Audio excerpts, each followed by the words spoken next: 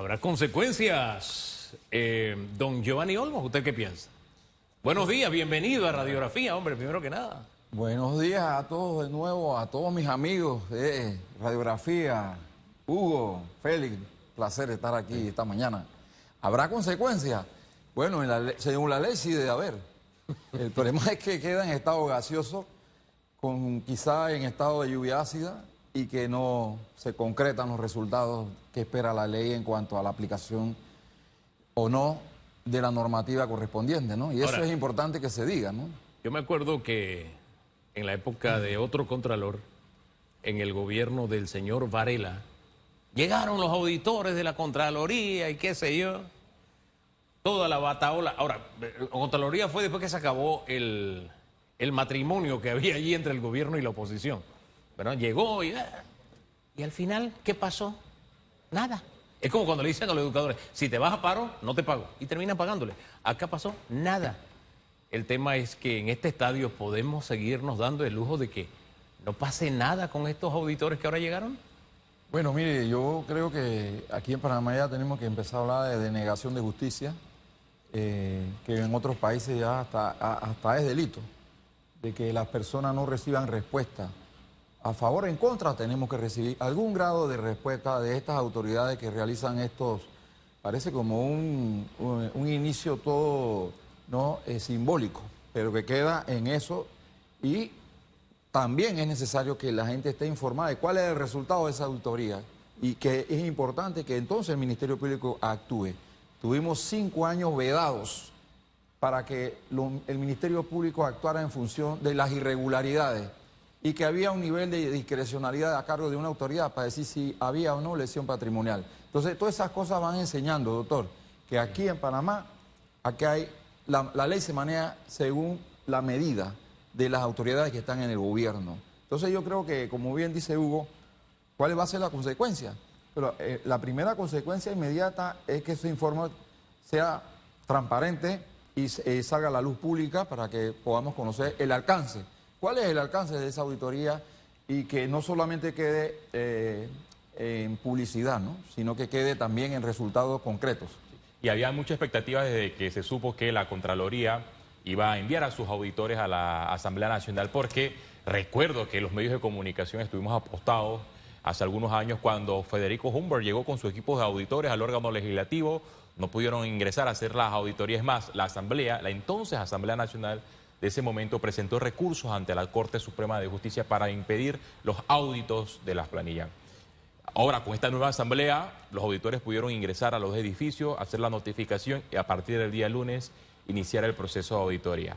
Pero llama la atención que paralelamente a este audito de la Contraloría General de la República, la Fiscalía Anticorrupción inicia también una investigación contra las planillas de la Asamblea Nacional, específicamente la 002 y la 150 del órgano legislativo, por el supuesto delito contra la administración pública en la modalidad de servidores públicos, de corrupción de servidores públicos. Ahora bien, ¿cómo estas dos instancias que son independientes pueden operar y pueden administrar la información para poder procesar a esos servidores públicos que son botellas y enviar a la Corte a los diputados que estén envueltos en este escándalo, en vista de que la Corte es la que tendrá entonces la competencia para poder procesarlos? La ley 32 del 96 establece claramente y sin distinción ni excepción que la Contraloría, a través de la Dirección de Auditoría, debe realizar las investigaciones y hacer todas las inspecciones tendientes a determinar si hay algún acto que sea correcto o incorrecto en materia del manejo de los fondos públicos. Entonces, en ese momento esa investigación va dirigida de forma objetiva para acreditar un supuesto o presunto hecho, en razón de que la Contraloría, aparentemente a la luz de esta ley, ha actuado de oficio, pero igualmente puede darse una circunstancia que el Ministerio Público oficie a efecto de que también se realice esa auditoría. Entonces, hay que ver si ellos actuaron en función de oficio, que entiendo que esa es su pregunta, o hay que ver si actuaron en función en colaboración y coordinación, que es lo que dice esta ley, con el Ministerio Público. Si es así, entonces ese informe va a responder a una solicitud del Ministerio Público. La auditoría es de oficio y la denuncia es por una acción que presenta la diputada Walkiria Chandler ante la Fiscalía Anticorrupción. Sí, pero casualmente los dos procesos se unen. Sí, pero es que ahí donde voy. Hay que ver si, porque no sé si tú tengas la información a mano, Hugo, en cuanto a que eso responde a un oficio. Sí. Pareciera que fue una actuación de oficio que se puede, a la luz de la Ley 32 del 8 de noviembre de 1986, con sus reformas. Eso se puede. Pero hay que definir eso. Eso es una buena pregunta, no sé, que se la pueda hacer al Contralor para que él explique si responde a una solicitud del Ministerio Público, que no debe haber dualidad, no debe haber, a menos que cuando la Contraloría termine la de actuación de oficio, si ese es el caso, y la del Ministerio Público, entonces ya ahí se podría decir que puede servir como prueba para la denuncia que puso la diputada Walkiria. Ahora, el tema con todo esto de las botellas, de los suplentes, voy a quedarme con el tema de los suplentes, porque ahí hay dos asuntos que tenemos que dilucidar en la Asamblea. Esto es tan viejo como Matusalén, el tema de los suplentes que no saben qué hacer. Yo me acuerdo que los primeros argumentos que me tocó escuchar cuando se le comenzó a pagar un salario a los suplentes, aunque tuvieran otro cargo en el engranaje público, en aquellos tiempos es que él caminó conmigo. O sea, como él caminó conmigo, él se merece un salario. Nunca entendí eso, porque tu salario es de acuerdo a la función que tú cumples, no por lo que hiciste en una campaña política. Pero los argumentos políticos son así. Después era, no, pero lo que pasa es que él es suplente y él trabaja conmigo, así que él merece un salario. Entonces, desde entonces yo vengo diciendo eso, oiga, pero establezcale un salario de acuerdo a lo que dice la Constitución. No se inventen otras cosas, porque ahora se han inventado de que hay un movimiento, vamos, que tiene un acuerdo de que ellos le pagan a sus suplentes estando en sus planillas. Y a los que echaron del movimiento es porque están en las planillas 002, que antes usaron diputados que hoy son de Vamos, independientes. Entonces, fíjense el enredo que se forma, ¿no? ¿Por qué no buscarle una salida a esto y que los suplentes tengan su salario y se acabó? Porque entonces ahora unos cobran 2.000, otros cobran 5.000, qué sé yo. Y como usted es abogado, yo se lo pongo sobre el tapete. ¿Cuál sería la salida porque esto se acabe? El artículo 157 de la Constitución dice, los diputados devengarán los emolumentos que señale la ley. Lo dejo hasta allí, ¿verdad? Porque hacia arriba se habla de los diputados principales y diputados suplentes. A mi entender, si ahí dice los diputados, son los suplentes y son los principales. Pónganle un salario y se acabó, para no andar con esto de que son botellas, de que si no firman, de que si... Y ya. Porque discutiendo esto tenemos buen rato, ¿no le parece?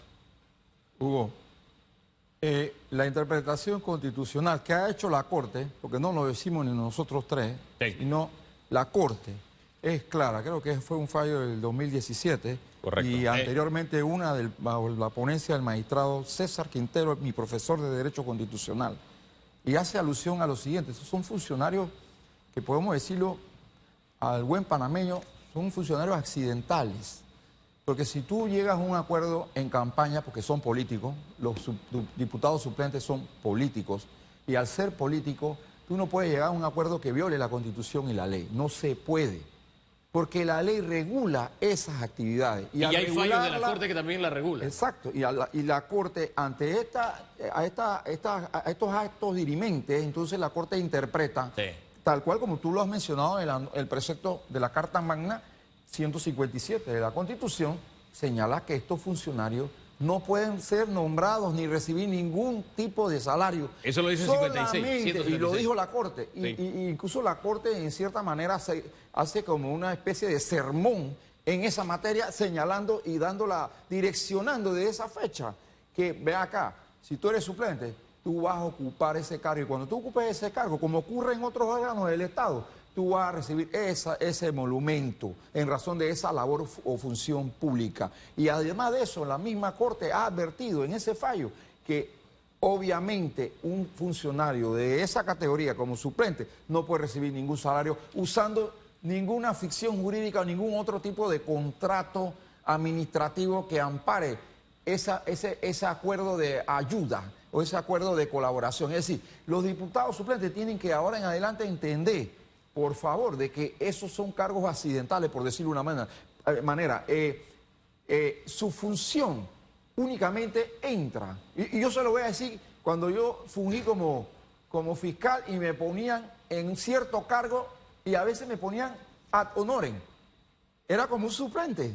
como suplente iba y actuaba en honor, es decir, no recibía ningún salario, pues hacía la función pública. Imagínese usted, en la época que nosotros fungimos dentro del Ministerio Público. Ahora, como incluso en la Corte y en otros cargos, como suplente, tú recibes el cargo en razón de reemplazar a ese funcionario, por decirlo de una manera, y al reemplazarlo o a cumplir esa función accidental por alguna ausencia, entonces tú recibes ese salario, únicamente porque estás cumpliendo no el rol, o sea, no se afora por razón de la figura, Hugo.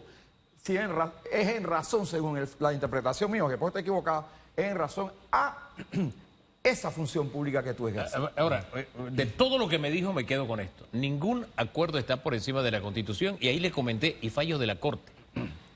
El acuerdo de Vamos, entonces, para que sus suplentes actúen como... A mí se me olvida la figura esa, ¿cómo que? Asesor... Asesor técnico parlamentario, antes promotor cultural, promotor deportivo, etcétera. Exacto, antes eran los promotores. Eso es la ficción que le estoy diciendo, bueno, que no pueden encubrir violación a la Constitución. ¿Ese acuerdo viola los fallos y la Constitución? Es que aquí hay donde vamos, no solamente en el caso de los diputados suplentes, no solamente en el caso de la mina, que también tiene otros problemas y otros antecedentes. ¿Sí? Porque hay una tendencia cognoscitiva y volitiva de infringir los fallos de la Corte. Y eso no puede ser, porque el único intérprete de la Constitución es la Corte. Entonces, si la Corte, los 9 magistrados en pleno, constituidos como Tribunal Constitucional, están diciendo lo que se debe de hacer en esa norma constitucional, entonces, ¿qué más nos queda? Entonces, ¿a quién le hacemos caso?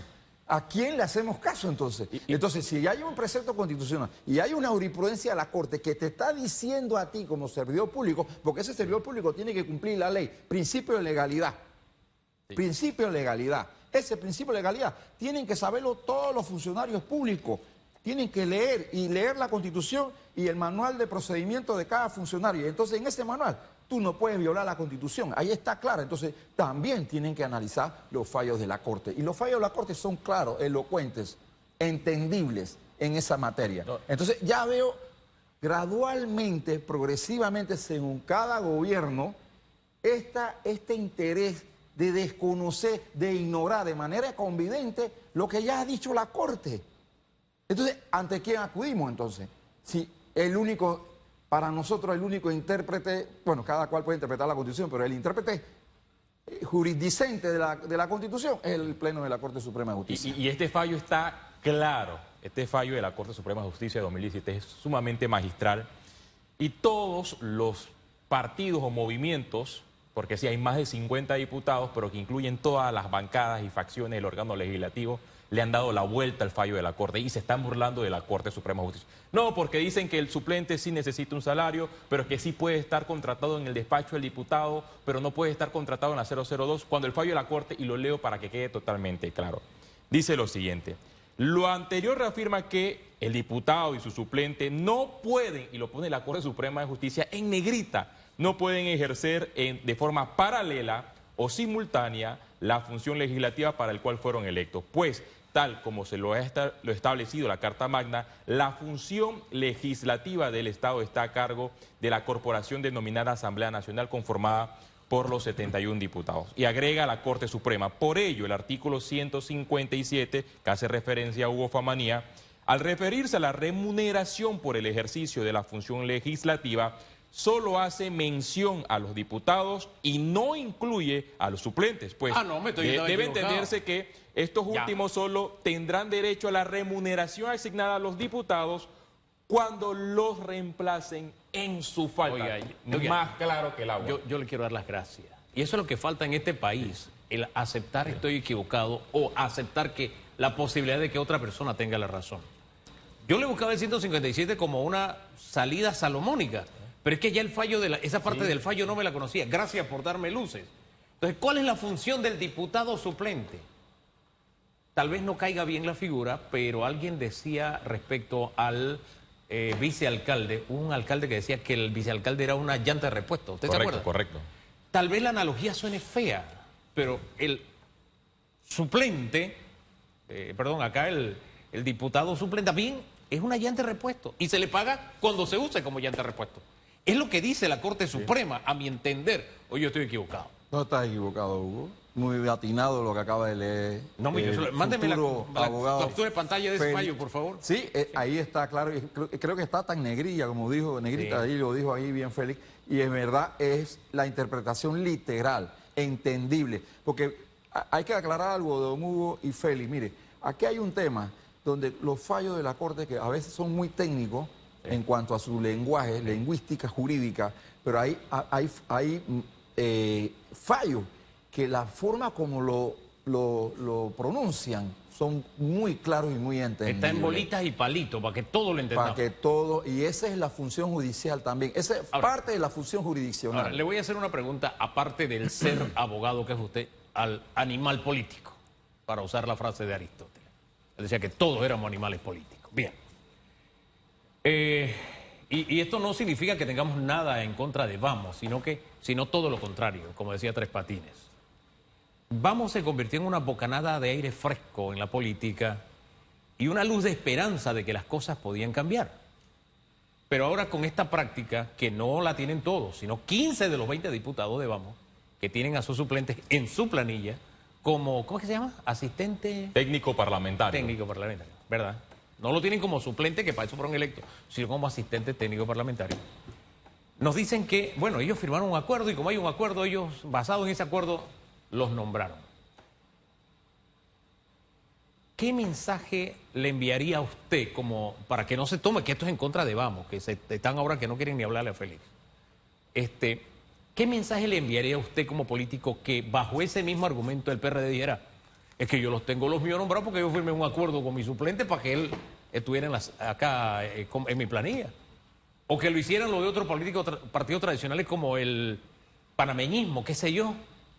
¿Sería viable? ¿Se vería bien? ¿Sería políticamente aceptable? Yo admiro y respeto a los diputados de Vamos y todos los otros diputados que han hecho un trabajo bastante, se han actualizado a pesar de que son nuevos y han estado ahí en el debate, ¿no? En ese tinglado y la verdad que han hecho una labor titánica. Pero sí pienso que en algunas cosas en el manejo administrativo de la Asamblea debieron estar más actualizados desde la perspectiva constitucional. Para mí, el mensaje es que tienen que renunciar. Tienen que renunciar a esos cargos. Sea de Vamos, sea del PRD, sea de RM, del partido que sea ya...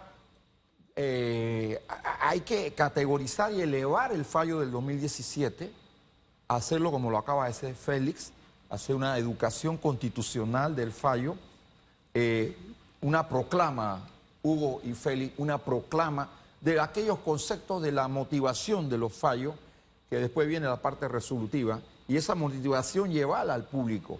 Para mí sí es necesario que los diputados sigan haciendo su labor como lo están haciendo en debate, en el diálogo, en el concurso de ideas, pero si hay algo que raya con la ilegalidad constitucional, yo sugiero que se reúnan y presenten su renuncia inmediata, porque hay que cumplir con el fallo de la Corte Suprema de Justicia. O sea, emprender el camino que ya tomó el señor Cedeño y su suplente, porque él estaba nombrado. Pero él corrigió y dijo, no, por ahí no es el asunto, es seguir ese camino. Ese es el camino constitucional, no, sí. No porque usted lo diga, no porque lo diga este programa, ni este humilde servidor, no. Ni porque lo haya hecho Cedeño, no. Ni que porque lo haya hecho, es porque Cedeño leyó el fallo de la Corte. Y él lo leyó y me imagino que él dijo, hey, no, aguanta, esto no se puede hacer.